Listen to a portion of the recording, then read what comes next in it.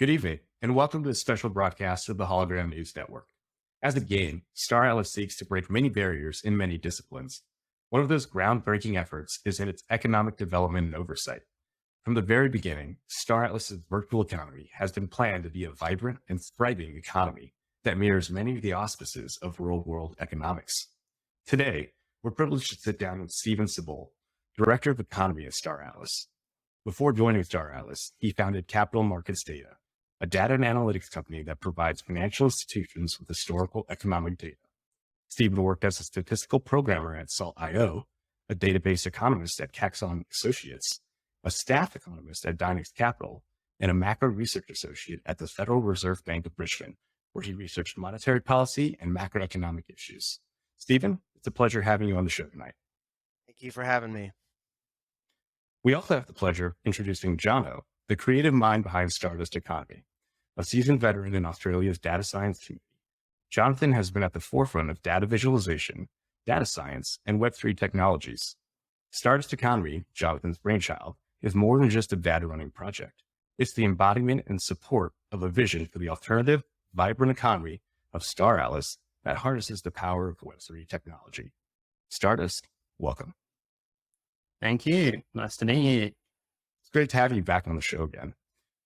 So first question for the both of you. This is the fourth economics quarterly that Star Atlas has published. And it takes kind of a departure from the original three reports where you kind of lay out the framework and the definitions for the Star Atlas economy. In this report, you define business cycles and you define certain aspects of the Star Atlas economy that mirror real world economics. From your perspective, what is so groundbreaking about this fourth economics report? Stephen, to you. Well, actually, so this is a research paper, okay, and it's honestly, I think it's like the first such paper to seriously apply the methods of business cycle research to the metaverse. What's groundbreaking about that is that we were able to successfully apply these methods to the metaverse, so that sort of opens us up to the analysis. It opens up other metaverse economies to the same type of analysis, and also it opens up our own metaverse economy to the analysis of other economic fields. So in a sense, you're building academic legitimacy into the Star Atlas economy. Is that correct? That is correct. Awesome. That's correct. Stardust, do you have any inputs on that? Yeah. I agree with Stephen. I think, this is more of an academic paper. It's groundbreaking in the sense that nobody else is doing it in the Web3 world. So it's really paving the way for other Web3 projects to follow a similar framework and actually start speaking the same language as the global economic world. I mean, I don't know when the last time you went into an awkward party was and you kind of walked in and you didn't speak the same language as everybody and you couldn't have conversations with people. That's kind of where we're at in terms of Web3 economics, in that we're not speaking the same language as the rest of the international community. And so being able to produce an academic paper which follows the rigid discipline of what an academic paper is starting to allow us to speak the same language as everybody else, all the other economists in the world. So I think what Stephen and the team have done is groundbreaking and truly groundbreaking in that sense. Language is so powerful, and it doesn't matter what your field of study is. If you're not able to connect and resonate with other people that you're trying to talk to, it sometimes can be difficult to get your point across. Going back to an earlier point that you made, Stardust, Web3 spaces and Web3 economies, this is things that they should be looking at. Is there or are there any other projects in the Web3 space, gaming or non-gaming, that are applying these same principles to their projects that you know of? Or is Star Atlas really being the first pioneer in doing this work? I haven't seen any other projects who are doing what the economics team at Star Atlas are doing.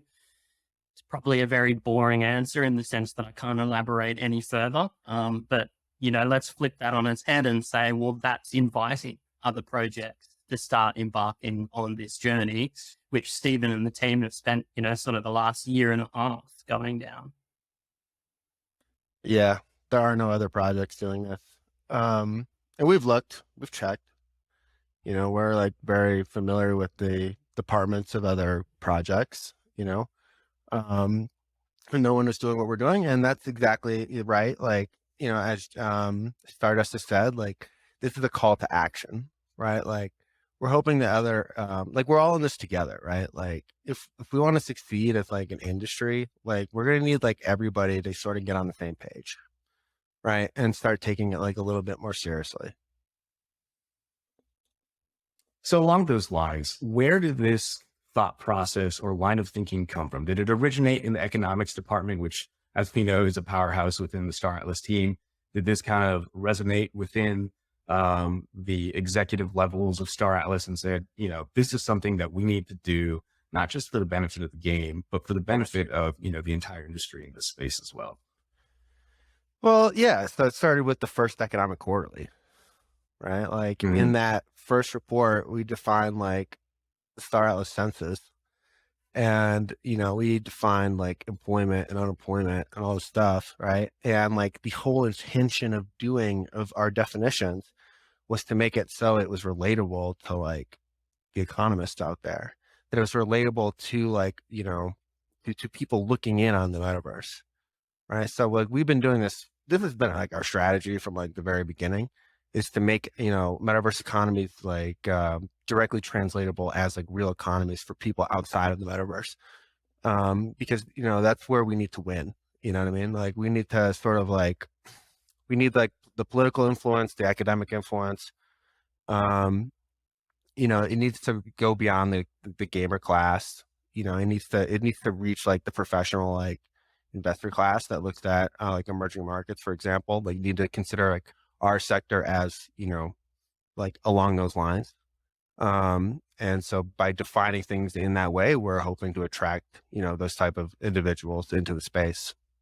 Yeah, I'd probably add to that, this is a groundbreaking report, but it's nothing new in the sense that every industry has had to go through this same rigor in terms of following the discipline of what a peer-reviewed academic paper looks like. Why do we produce these things? Because we're building a foundation. Why are we building a foundation? Because we want it to be successful, because we believe in it. So, I remember when I first met Stephen, it would have been about a year ago, we just immediately clicked because, I've been in similar situations where I've had to apply like academic research to providing a robust solution to an industry. And I come from environmental management. Originally, I was a marine biologist. So I took the same concepts of let's apply academic research to the decisions we're making, because once we make those decisions, we can then defend our actions. So in a similar sense, that creating these frameworks and creating this foundation for, economic legitimacy of Web3 is about defending the decisions we make and working on a global scale. I think you underscored perfectly where by meeting academic standards that are globally recognized, you're more able to succinctly defend your positions to folks who may not necessarily understand Web3 or even gaming, but they can say, well, I understand economics and I understand economic principles. So I therefore understand this, even if I don't understand all the other aspects of it. You also touched on academic institutions, and they play a significant role in spreading ideas and transforming them into potentially widely accepted truths. What do you kind of see as that shaping both the larger academic institution thoughts on economics as towards Star Atlas and Web3 gaming, and vice versa? How can Web3 gaming affect larger macroeconomic principles? Well, that is, yeah. So I see it being like almost like completely like one way, right? Like, I see it like being like, economics has many like extremely well established fields that have just like been there for like forever. And, just like research and methods that they're just like, kind of set in stone. Like, there's like room for innovation. Like, they're meant to be like general, and you can make like little tweaks and stuff. So I sort of seeing it like, all right, let's apply economics to the metaverse, and like the principles to the metaverse, and what can we learn from economics when studying the metaverse. Like does the metaverse like deserve its own field of economics? Like where it has like its own certain like little methods and things like this. Like yeah, like yes and no, right? Like there are some things that are very specific to like, blockchain that you're not going to cover in like labor economics, right? Mhm. There's stuff very specific to like just like technology, you know, you deal with things like daily seasonality that like you don't come up with that very often. Maybe like in energy markets you see it. And then you have things to like daily like Solana outages, blockchain outages you have to deal with. Like that's certainly new. That you don't see in like other types of economic data, right? But does the metaverse deserve its own field of economics? Yeah, yes and no, right? Um, Yeah. Yeah, I Jonathan? think, yeah, no, like, if I think about an academic institution, I really picture it as like, I hate to use the term sausage factory, but it's the only thing that comes to mind. You're producing skills. That's what an academic institution is it's churning out individuals into the world that have particular skills, particular ways of thinking, and have learned techniques during their academic studies that allow them to apply those techniques to building a better future for our planet. So, when I think about this concept of, um, allowing the metaverse economy to speak the same language as you would speak in an academic institution, really what we're saying is that we're actually creating an avenue for future individuals to come into this industry with skills and, be motivated about the fact that they can make change for good in our society. So, if university students and college students are not exposed to these metaverse economic principles, and they're not seeing them in their lectures, well, they're not going to come into the field. So we're struggling to find people with skills. We need that. And I think this is part of that whole process. Yeah, I mean, part of the challenge is like we definitely like in order for the metaverse to be accepted, we need people to think of it like as like an emerging nation or something, right? Like we don't need it to have like new terms, new definitions, new economic principles, like we don't need any of that stuff. Like we just need like the old principles, old terms, and just apply to, Web3, right? That is how we gain acceptance. We don't gain acceptance by making up stuff like brand new stuff that's I think that unnecessary. goes for any field and any discipline. If you are trying to explore potentially a new subdiscipline, you're going to at least have to borrow from the established methodologies in the parent discipline. And you may be a pioneer and come up with a new methodology, but that methodology is going to be relatable back to the previous methodologies that had existed within those disciplines. It's not going to be a significant departure from well-established methodologies in well-established disciplines. Now, along those lines, this economics quarterly, you and the economics team use some of those pre-established disciplines in economics, namely the business cycle and dynamic factor analysis, to really break open and analyze the Star Atlas economy. Can you, for possibly of the general audience, walk us through business cycle and what you found in your study of Star Atlas economics and how you arrived at some of your conclusions? And then we'll touch on dynamic factor analysis. But Stephen, over to you. Yeah, so like the way business cycle research works is like you have to first of all you need like a panel data set. Okay. So you're gonna need a data set of like not totally unique economic indicators, but you're going to need some panel data set describing the economy, right? Traditionally, this will be like GDP, personal income, employment, inflation, right? So we created a panel data set describing our economy, right? These panel data sets are important because they're pretty much standardized across like countries, right? Like like the OECD maintains a set, the World Bank maintains a set, the BIS has certain panel data sets. The IMF has panel data sets, has been maintaining them, for forever. since like 1945. So the idea was first, like, let's create this panel data set, right? That's like economists, like they appreciate that, they know about this, right? Then it was, okay, how do we like leverage, how do we condense the information of our indicators, right? Like we didn't, our panel data set, it could have been really big. We chose it to be kind of small, and heavily like weighted towards employment, because that's what we view as sort of being extremely important, for like the health of our ecosystem, to gauge the health of our ecosystem. So we just had 19 indicators. That's it. Now, like what we do is, we wanted to study, okay, what is the domestic cycle? And we wanted to break that apart from things like what is like the global business cycle, right? In order to do that, we had to orthogonalize our like original panel data set to this global factor. All right. Now our global factor is like, so like just bear with me, just follow along. Okay. So the As global soon as you factor. said the word orthogonalize, I think you lost off. Yeah. It's like, And there's actually, I was going to tell a joke earlier about that. What do economists and Web3 developers have in common? They both pretend to understand the other's jargon. so let's just stop there. Let's just stop with the panel data set part, right? And because like this is important. Jonathan, did you have anything when you saw that we were creating this panel data set? Do you have any thoughts that came to mind?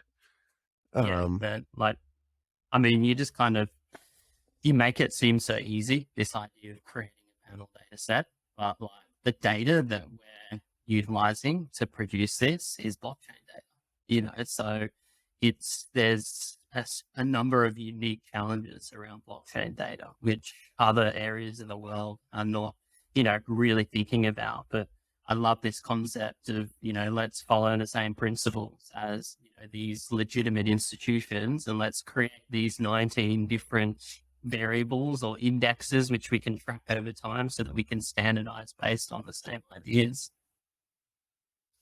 Yeah, so like so when you're measuring like business cycles, right? Like a lot of people, or a lot of like it's like really simple to use something like gross domestic product. Okay. Gross domestic product is a measure of like all of the economic activity like within the economy, right? So you measure if you're like consumption, investment, government spending, and net exports, right? We don't really have like we kind of have a measure like that, right? It's like a gross domestic income measure. It'd be like a measure that captures like all the revenues that people have made throughout the year off selling ships in the market, plus their Atlas earnings and plus their Polis earnings, right? So it's an income-based measure of the economy. Now you could do an investment-based measure. You can be like all the ships bought, all the Polis locked, all the Atlas locked, right? But it's sort of complicated, and it's not really like, we went with the employment route and this panel data set route. Like, so there are multiple methods you can choose. We chose this one. And when we get into like the factor analysis, what really that is, it's a way of summarizing data. Okay. So what you do is it's like a statistical compression of a data set, right? Like you're reducing the dimensionality. So we're going from 19 indicators to like one. Okay. One that expands like 30% of the variation of the whole data set. Right. And what did you find in your compression using dynamic factor analysis? What was that one large factor that had probably the most impact across the data set? Well, it was mostly based on employment, because we loaded up our panel data set with employment stuff, intentionally, right? Because we wanted the factors to be interpretable. Mm-hmm. So And we the intentionally, intention makes sense, because you're talking about a metaverse nation state and you're talking about a Web3 game. And as such, when you think about what a game is it's people participating in activities, investing energy and time into doing something and getting something as a return. So that idea of employment is similar to, I go out in the day and I have a job. How much do I earn? How much time do I spend, at my job? So it makes sense that Stephen and the team would take, the GDP and the employment concepts as a really, really big and important factor in how they actually create this panel data set, and therefore the dynamic factor analysis that, flows on from that. Yeah. And there's obviously more we can talk about this. I'm sure one of the follow-up questions is surely all right, how important are the domestic factors versus the global factors, right? Which has a greater weight, of course. Right, which has a greater weight. And in the way that we construct it, right? I already mentioned the term orthogonalize, right? Now this is scary term, but really it's not a scary term. Okay. Basically, we have this global factor, aka it's the mean of a bunch of metaverse gaming token returns. Okay. And it's just the mean of a bunch of returns, and you take the cumulative sum of that, and that's your global factor. Okay. We regress that on all of our domestic indicators. So every one of the indicators in the 19 set, right? Every one of these, we regress on this global factor. We then take the residual from those regressions. Okay. That is what it means to have an orthogonalized variable. We're stripping out any of the explanation of global factors from our domestic factors, so that we're producing a uniquely distinct domestic factor, right? Because we want to understand the difference between the global impacts on our economy and the domestic impacts, right? Yeah. Well, how much is it being driven internally through our ecosystem versus through the broader crypto environment? We sort of view that question as really important, right? Yeah. And before we started off doing this analysis, we made the decision to go that route because it just made sense. Otherwise, everything would just be oh, it's all broader crypto markets that impact everything. Of course, and you had to account for variations that did not partake in that global broader crypto market. And, like you stated, the economic employment of Star Atlas, namely ships, is kind of the driving factor of the Star Atlas economy, to include purchases and selling on the galactic marketplace. Yeah, it's not only that, Kriegs, if you actually read the paper, read it a few times, and you start to figure out that there's actually a recipe. There's a series of steps that the team have listed that any metaverse project can follow in terms of assessing their own project and their economic factors.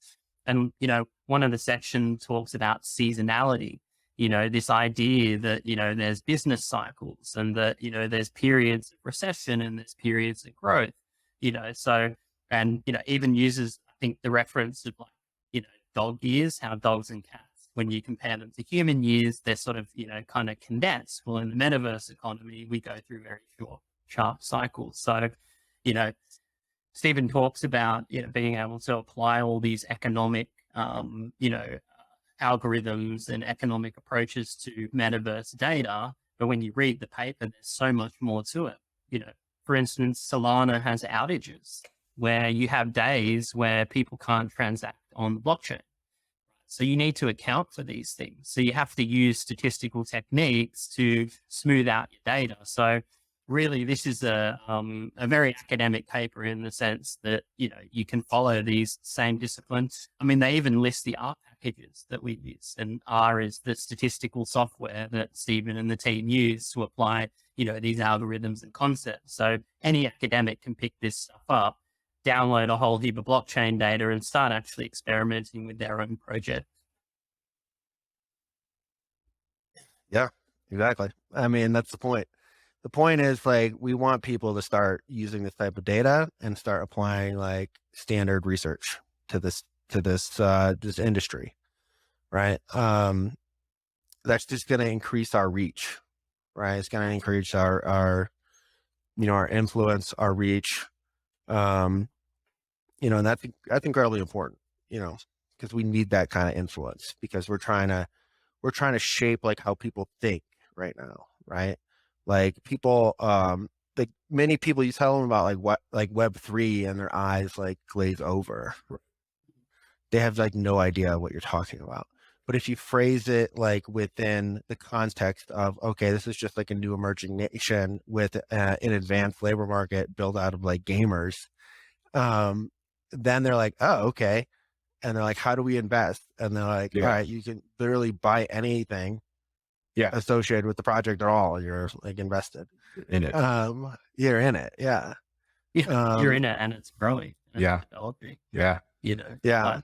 This thing is, I've got a question as well in terms of the new releases and, you know, upcoming things to Star Atlas. How is that going to impact, you know, a lot of the foundations that you've built? I mean, you talk about these 19 different variables, but then you take into account there's a potential upcoming Sage release. And there's going to be new game mechanics and new sort of, you know, data from the blockchain and new programs. I mean, how are you going to account for that stuff?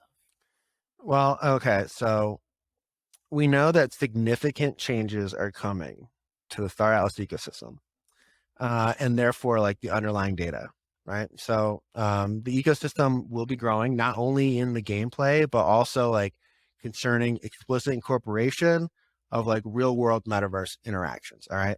So it's going to change, right? Now, like one of the things that everyone's like familiar with is Stage, right? And UE5, right?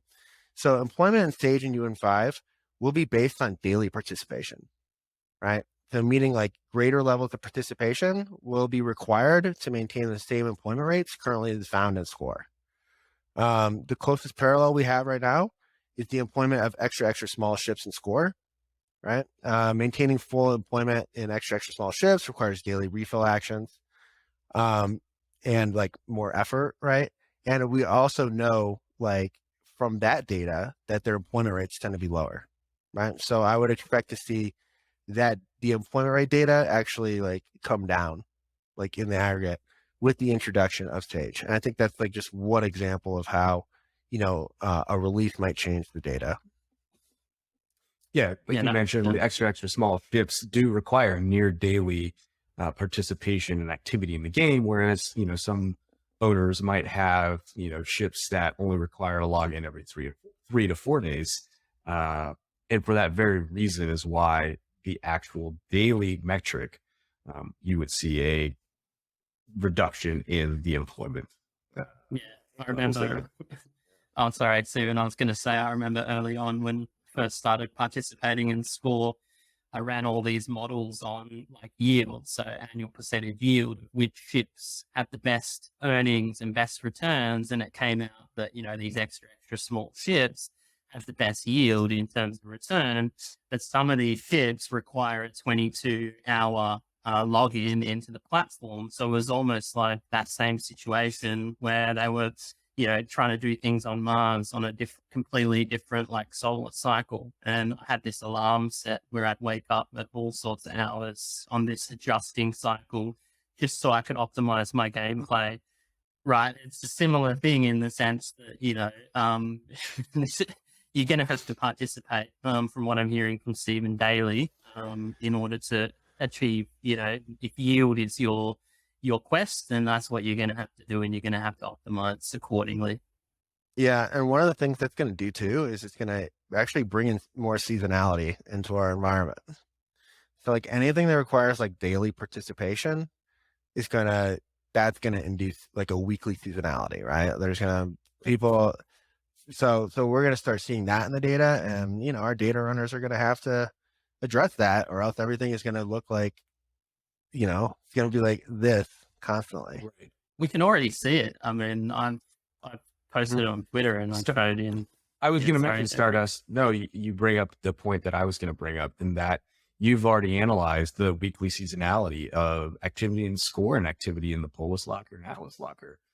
Can you share with what you found already in the, you know, weekly habits of Star Atlas citizens?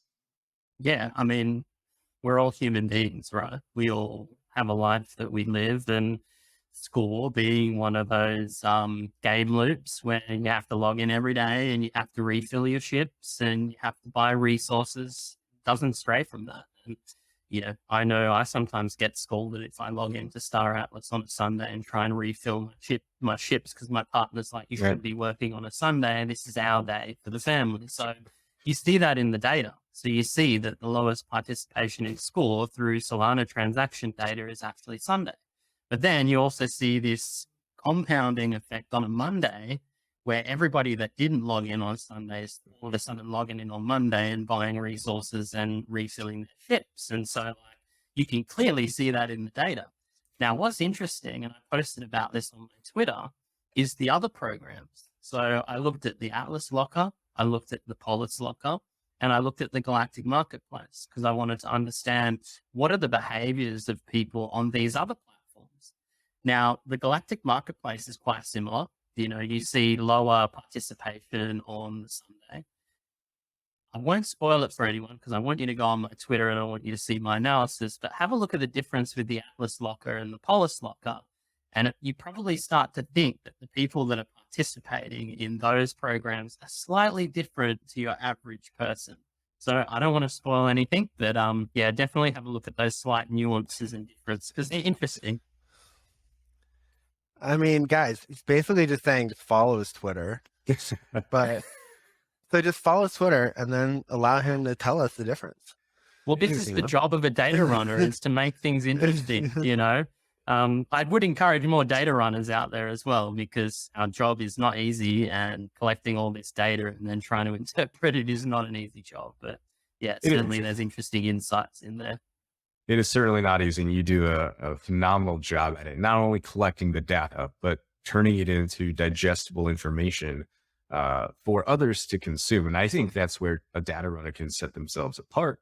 Not everyone speaks the languages that a data runner might speak. So being able to translate that and then being able to export that is going to be a highly desired skill here, not only just in Star Atlas, but any blockchain community. Now, turning back a little bit to the economics team here, Stephen, are there any challenges that you or your team face when you try to apply traditional macroeconomic techniques to the context of the metaverse? And how do you overcome them? The metaverse and Web3 are kind of these new emerging technologies, and so not everything's going to fit nicely into the kind of cookie cutter shapes of the old world, if you will. Yeah, we're dealing with blockchain data, so it's like daily and it's crypto. So when we were defining so there's like a lot of challenges for that, right? They're like kind of like unique to that type of data. Like macroeconomists, they're used to dealing with, they're like getting down to like more like weekly and daily seasonalities now. All right. But like historically it's been just like monthly data and like annual data and quarterly data. So that presents like a unique challenge when you're doing something like recession dating, right? And you're doing like, turning point like identification. Now, one of like the approach we use for like identifying business cycles, for example, is called the MBBQ algorithm. Okay, developed by these guys, Harding and Pagan. They wrote a paper 2002, employing like this algorithm. It's like widely used in the field, like extremely applicable, widely used in the field. So we do the same thing. Now the problem is they're doing it with quarterly data and monthly data. Okay, now we have to go and use daily data because we don't even have 2 years worth of data. So one of the parameters for that is called minimum phase length. Now the phase length is the length of time that you can be in a certain phase. Okay, the two phases are expansion and recession. Okay, so the minimum phase length that's like typically picked is 2 quarters. Okay, that's 180 days, right? Like, and obviously 180 days, that's like half of our like history. Okay, so like that's like that's like not gonna work. Of economic data, correct? Yeah, that's like not gonna work for us, right? For writing this paper. So what we did, we compared the volatility of BTC to US GDP. Okay, we found that the volatility was like something like 22x or something.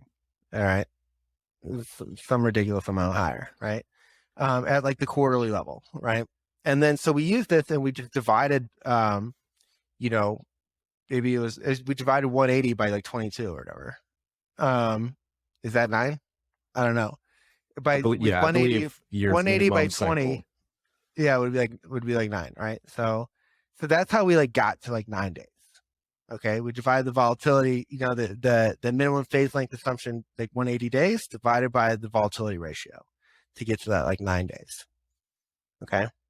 And nobody crucify me if I got like my numbers slightly off. Okay. But yeah, and then what we did was like when we put it in the algorithm and we tried out like a whole bunch of different phases, like minimum cycle length, minimum phase length. And we ended up finding that the 9 days was like really spot on. The 9 days like really captured like, pretty much the main events of our ecosystem. So it worked pretty well. Yeah, and that's just like one of those challenges you had to overcome, right? Like it's a theoretical challenge. Like no one, since they began defining like business cycles, like Wesley Mitchell, like and Arthur Burns, like they defined business cycles back in like 1946 or whatever, right? And like when they defined them, they were saying like, okay, it has to be like at least a year. Like a full business cycle has to be like at least a year because we can't account for like the idiosyncrasies in the data, right? Like they were dealing with like monthly data. They didn't know if seasonality was actually like a trend or like a dip or like anything like that. But now like, we have made advancements in like seasonality adjustment, and now we have daily data. And so now we can break like the minimum cycle length doesn't have to be a year anymore, right? It can be less than a year because we can see trends within the year. Yeah. Set forth and define what a business cycle is in the Star Atlas world.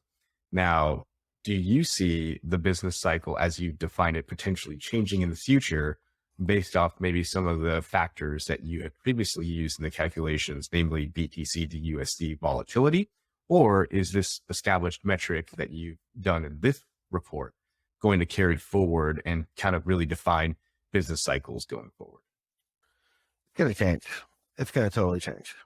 And this is because like where we're at right now is like, we're kind of like the Star Atlas economy is like almost, there's no game yet. Mm-hmm. Okay. So like we're driven by the crypto like environment, right? So we're like largely driven by the crypto environment. Two of the recessions we identified in crypto were like completely coincided with like the recessions we identified in our like domestic economy. Right. Okay. Like, so we have like a super high correlation with that right now. And like the way we break that correlation is going to be with gameplay. Okay. So when we have engaging gameplay, I would expect to see less correlation with like this domestic factor. Right, like we're gonna start seeing, we're gonna reduce the correlation, right? And that's important for people to understand, especially like investors, all right, or like people looking to, into metaverse economies to understand that your level of gameplay is going to determine, how correlated you, like your token prices, your asset prices, your whatever are with the broader market, right? That as gameplay emerges, that your demographics of your population and the motivations that they have for participating in the economy are going to shift over time based off of the options of activity you have. And so that totally makes sense of why it would become decorrelated to just a kind of in traditional crypto invest thought line, if you will. Yeah, it should, right? In theory, right? In theory, it's going to be, all right, gameplay is dope. Like we don't, some people are going to care less about what Alice USD is doing or what Solana is doing, right? They're going to actually just like want to get in there and like, tear it up. Yeah. Right. Stardust, do you have any comments about this? It just keeps going over and over in my head. There is no game, but for us data runners, there's a game every day. It's called see how much data you can collect and how much you can use it to come up with insights. So, I mean, I'm having a ball. I have fun every day. Yeah. Yeah. But I see what you're saying in terms of that concept of traditional gameplay and immersive gameplay. Like when that hits, it's going to be a completely different ecosystem. And, to be honest, reduced correlation isn't a bad thing. And you mentioned like investors and this idea that you could potentially use this as a hedge. If something's not correlated, well, okay, if it's not following the same pattern as a traditional market, maybe you can put some value in that and then you diversify your portfolio. So, I think that, sort of helps to legitimize the industry and bring value into the industry. And yeah, we'll just have to keep monitoring it and see how it progresses. Yeah, like so I'm gonna be like resharing this podcast on like my LinkedIn, right? And I have like a ton of like global macro guys on there, right?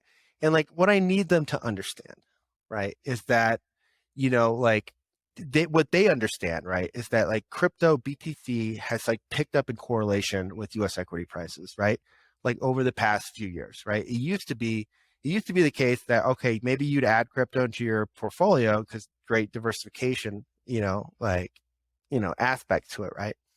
Now it's like, all right, now there's like a 30%, 35% correlation with broader equity markets. So it's like, all right, are the diversification benefits sort of like decreasing over time for these investors, right?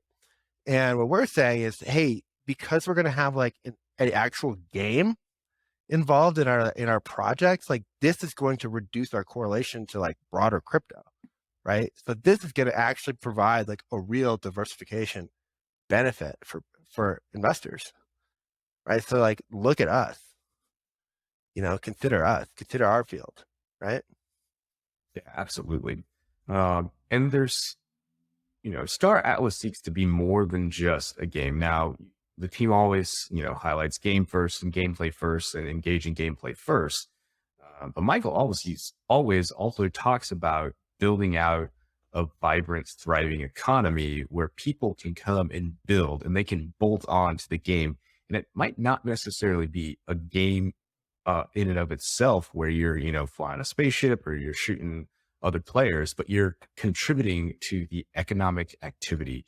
Stardust economy and data running is one example of this additive economic activity.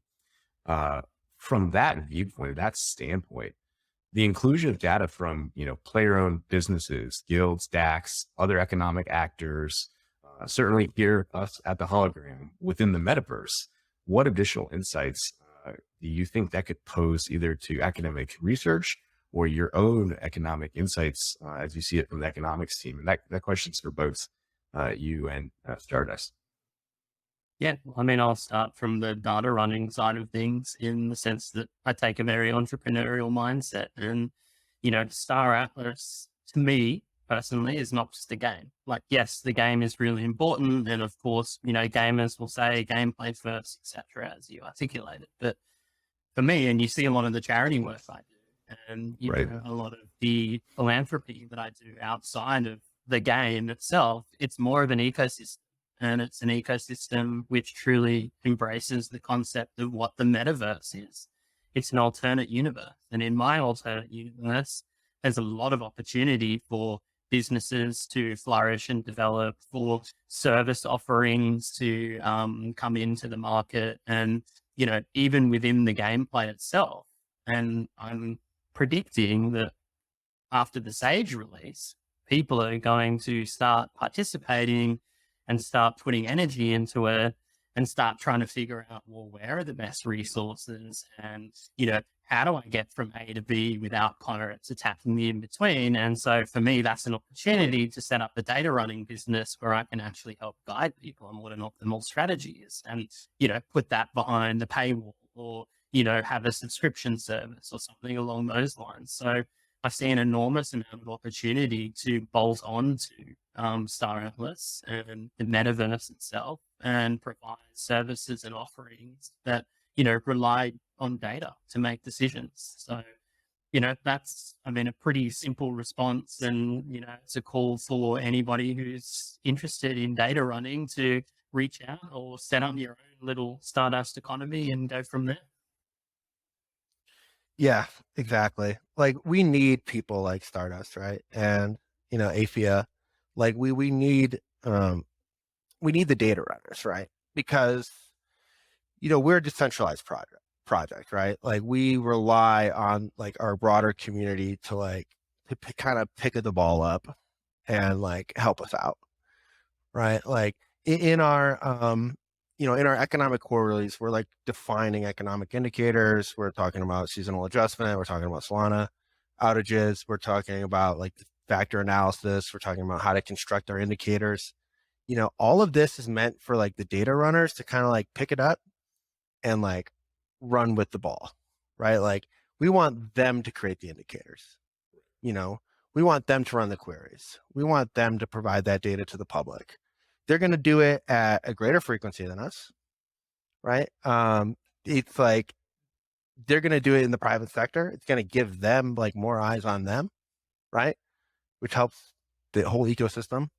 It's going to help them. It's going to help us. It reduces the labor burden on us to be like producing this stuff and like, putting it, like making it publicly available, like at a frequency that's like somewhat respectable. Right. Like, so we rely on the data runners. Now, like we're going to provide them guidance, obviously, as much as we can, with anything that we learn about blockchain data, like we're going to pass it off to them. But we're going to need them in order for this thing to work. It's going to be so valuable going forward, not just from a gameplay perspective, but from understanding the overall ecosystem.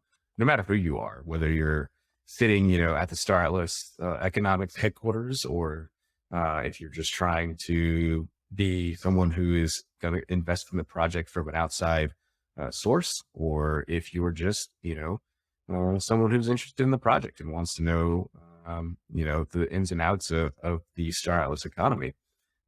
Or if you're another Web3 project, how are things being done and run within Star Atlas? And that kind of leads me to my next question. I mean, we kind of talked about this earlier, but really, why should other Web3 projects, and really just, I think it kind of makes sense to economists in general, but why should Web3 projects take this approach in understanding the economies that they're building? Like, why should they adopt like a serious like economics approach, or why should they try to? It may seem kind of a low level question.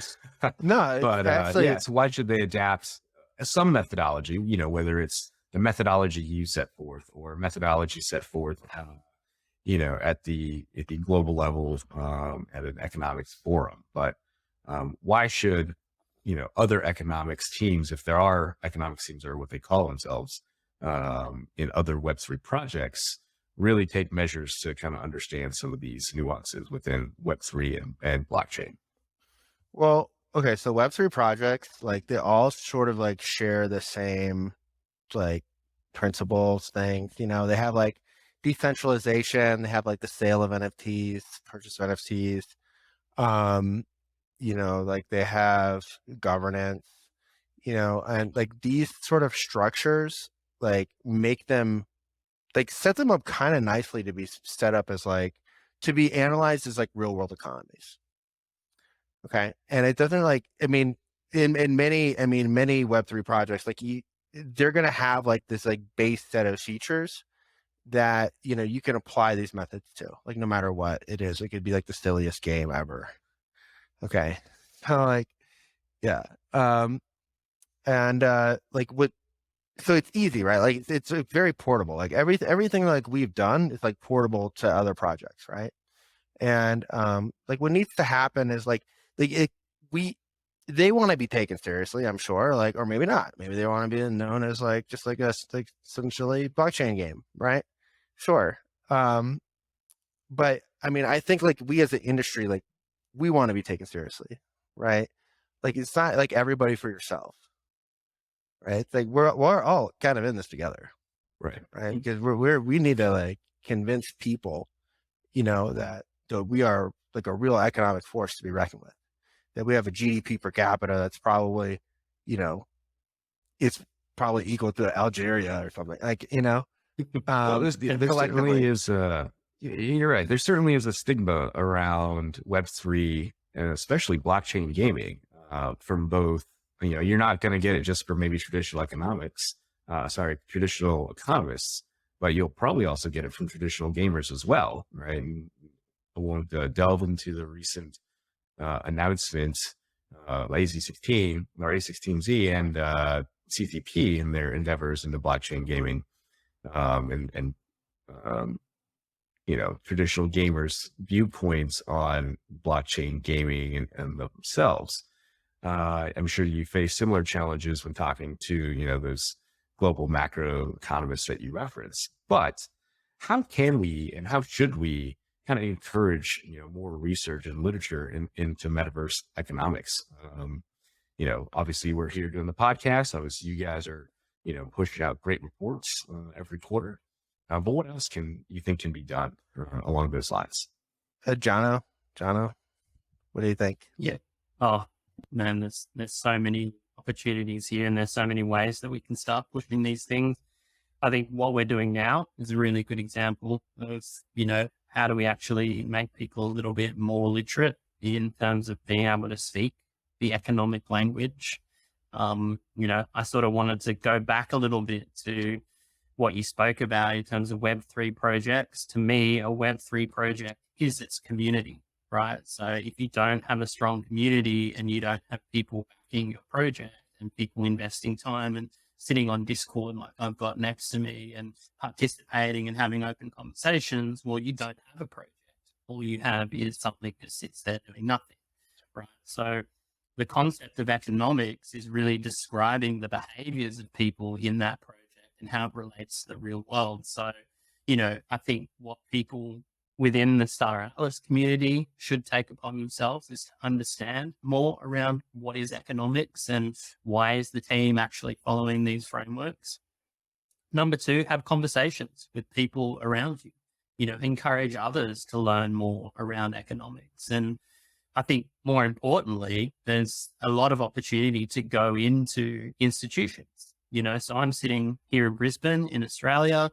I've got some leading universities here in Queensland, like the Queensland University of Technology, where I'm actually going in there and I'm speaking to people in the economics department and people that are looking for PhD projects. And I'm encouraging them to read this current quarterly that was just released and start to think about potentially exploring a research in this field. It might be with a different project, it might be also with Star Atlas, it might be a commentary on what the team has produced. But yeah, there's lots of opportunities, to sort of get the word out there. And I think this is a really good start, having conversations like this, and we should do it more frequently. Yes, I agree. Along those lines, the community can be empowered to help as well through what we talked about is in data running. But we've talked a lot about data running, and to folks within the community, they may already know what that is. But, Stardust, in your own words, what is data running? It's a really big question. It's, so I come from a data science background. So my job is to collect data, aggregate it, come up with insights and communicate it in a way that's going to help people make faster, smarter, better decisions, right? So to me, data running is really just taking the traditional discipline of data science and applying it to the metaverse, in the sense that it is a career path. It is a potential career path where, instead of focusing on a traditional economy or traditional data, in the blockchain world, building up your skills around how do you collect blockchain data? How do you make sense of smart contract information? How do you change the way that you actually analyze that data? I mean, in the traditional data science world, we create these things called data warehouses where we centralize all of this information and then we run queries on top of all that centralized data. As a data runner, we take that to the next level, where we say we've already got a data warehouse, and that's called the blockchain, and it's immutable and it stores all the information. So I don't need to go and build some centralized repository. I can actually take more of a decentralized decentralized approach to this. So to me, a data runner is somebody who is curious, who is creative, who is interested in continually developing their Web3 skills. How do you analyze blockchain? And there's so many services out there that you can learn, like Flipside queries, things like that. And who is going to apply this traditional data science skill set to the metaverse and use that as a career opportunity, use that as a way of, not sticking it to the man, but finding an alternate way to earn income and, make a living off information and helping people. And you're starting to actually hire people, or you're expanding your business. Yeah. So essentially I'm looking at taking it to the next level. I'm looking at encouraging, people that want to become data runners, but then also re-incentivizing them with tokens, crypto tokens. So not taking the traditional route where, you get paid for your data running activities in US dollars or something along those lines, actually using the native Star Atlas currency, the Atlas token, to incentivize people's time and effort in terms of collecting information. And the more people that do that, the better off we all are as a community. Yeah. And this is like, I mean, we're a bunch of data people, right? Like Stardust and I, and, we just happen to be talking about like one business tangential to like the game, outside of the game. It's like a service-based economy. Like how can the metaverse work? Like what kind of professions can you find in the metaverse? Well, this is one for those listening. This is one of those professions, right? The information profession.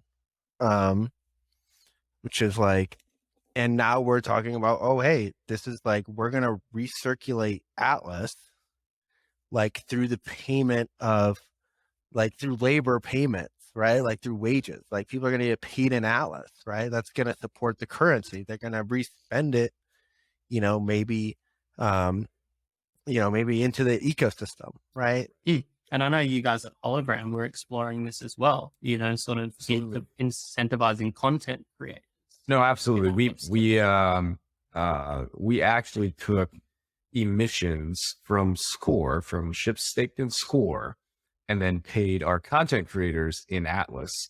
And so that became a cycle of economic activity that used native Atlas tokens only, right? So it was a complete cycle. And, what those content creators did with those Atlas tokens was completely up to them, but that likely continued and, funded their own Star Atlas personal activities. And there you can see full cycle, the completion of an economic loop that had really nothing to do with gameplay. And I think that is the big takeaway here, is that for someone who is on the outside looking at it, I'm not saying someone who's not in Star Atlas business Web3, I'm talking outside of even crypto and Web3, your more traditional macro economists, you can look and see, maybe not easily, but you can find the economic activities that you would find in any other country. You name it, whether it's like Stardust's example of contracted labor for data science and data science employment here at the Hologram, whether that's contracted for content creation or services, or other, service-based activities like you mentioned that have nothing to do with the gameplay itself. Exactly. And I want to encourage, people that are coming into the space, and entrepreneurs that are coming into our Star Atlas ecosystem, or have been part of the Star Atlas ecosystem, and they're now creating businesses. I want to encourage them to offer Atlas like as a means of payment. Okay. Because if you're offering just like USD, like it makes it, it's like the support for the ecosystem is like less recognizable. Right. So we would, do whatever you want, but, it would help our ecosystem out a lot. The more opportunities we have for people to pay with Atlas. Yep. Absolutely.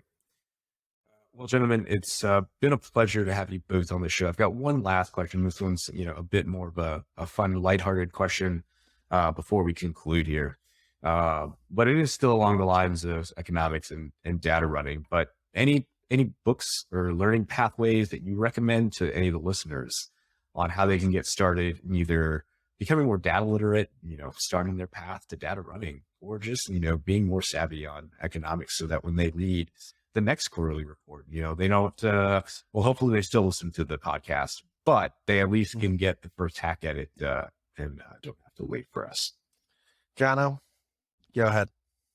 Yeah. So from a data running perspective, I'd encourage people to sort of think about the last mile of data running, which is communicating information effectively. So reading any books by Stephen Few, who's one of the global leaders in data visualization and the psychology around the cognition of information, I think is a really good start. A lot of people start at the data side and then they lose interest and they drop out. Whereas if you start on the human side, which is the psychology around information, I'd totally recommend any books by Stephen Few. From a blockchain perspective, I get this a lot. How do I learn how to analyze blockchain? I would totally recommend people go to Metrics DAO or jump onto Flipside. And there's a number of different courses, free courses that are available for people to actually learn how to build queries, which can analyze various blockchain layers, whether it's Ethereum, whether it's Solana. So, the other thing is I publish all of my queries. They're all available to everybody online. So, even if you want to cut and paste them and, spend some time going through them and figuring out how they've been built, I borrow from other people as well. So a lot of queries that I publish are actually, there's components within those queries that other smart people have built. So, I would totally encourage people to jump onto Flipside. So then sort of the two take homes from me. Anything from you, Stephen, in terms of from the economic side or any other area of interest? Yeah. So I force our analysts to read, constantly just about co-integration and econometrics and books that really emphasize exogeneity and causality. All right. Because we always want to tease out what is what is endogenous, what is exogenous, right? What is a cause, what is not a cause. So I encourage books like that. I encourage a whole bunch of papers by Sir David Hendry, who pretty much pioneered general to specific modeling. It's like a UK school of econometrics. It's a little different in the United States. So I have this book here by Bertrand Roner. It's the only book I brought on my trip here to South America. Bertrand Roner, he's a theoretical physicist, and pretty much one of the pioneering authors behind the field of econophysics. Okay. Econophysics is pretty much the study of statistical physics to economics, to financial markets, to birth and death rates, to GDP, to all these different things, right? And he's also a huge proponent of this thing called analytical history. Okay, and analytical history is where you pretty much you get a bunch of case studies together, and you use these case studies to make predictions, right? And it's just it's applying physics pretty much to history and prediction in social science.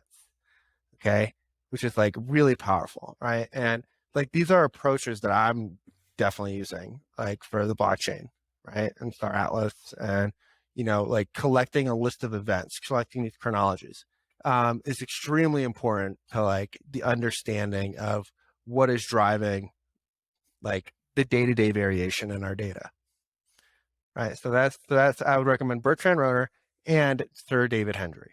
Okay, which I don't know if you guys heard anything that I said about Sir David Hendry. We did a little bit, yeah. Okay, yeah. David Hendry is from the the Oxford School of Econometrics, different from the American School of Econometrics. They follow a general to specific research approach, where basically they believe that all right, you create the best model at a point in time, and then as time passes, you just you improve your past models, right? And like you're bringing in like all the information, all the theories, all the theory variables, all the like the different transformations of variables that exist, all under like one roof, and you're testing like everything against each other like all at one time, right? So like it's a comprehensive modeling approach that like we believe in at Star Atlas. So Sir David Hendry, he wrote a book, Dynamic Econometrics. He actually wrote like a bunch of books and a bunch of articles. You can find anything that he's written, just Google his name. And that's it on your weekend assignments. No, that's cool. I like this idea of interdisciplinary, physics and economics, because like you got friction in money, right? And you got friction in flow of money. So yeah, no, I think encouraging that divergent thinking and interdisciplinary thinking is you're just setting people up for awesomeness into the future. Sandy, we'll get all that author information and book information into the show notes. Well, Stephen and Jono, I want to thank you both for taking the time tonight to sit down and really deep dive, not just the the Star Atlas quarterly report, but really overall metaverse and Web3 gaming economics. I really enjoyed our time, and I look forward to our next meeting on the show. Okay. Thank you very much for having us on. Yeah. Thanks for having us. And if you feel like you didn't learn enough, we can do a part 2. Of course. Yeah. Always looking forward to it. You can find any of Stardust Economy's information that he referenced in tonight's show on Flipside or on his website, stardusteconomy.com. Again, you can also follow him on Twitter at Stardust Economy. And then you can find any of Stephen and his team's work, including the economic data reports that are published quarterly on staratlas.com. And you can follow Stephen at Data Bros on Twitter. I'm Fritz from the Hologram News Network. You can follow us on YouTube, Twitter, and Medium at Hologram News Network. Thanks for tuning in. This was our special on economics, shaping the zeitgeist. Have a good night. Gain exclusive insight into community sentiment with Hologram News Network, your go-to source for all things Star Atlas. Get updated on gameplay developments, join guilds around the world, or speak up when it counts. The Hologram News Network is a premier source of Star Atlas news. Find the latest gameplay updates, guilds, and community right here. You can find the Hologram News Network on Twitter, YouTube, Instagram, Spotify, and Apple Podcasts. Subscribe today to make sure you never miss a beat on any Star Atlas news. HNN is here to help shine a light on every play style.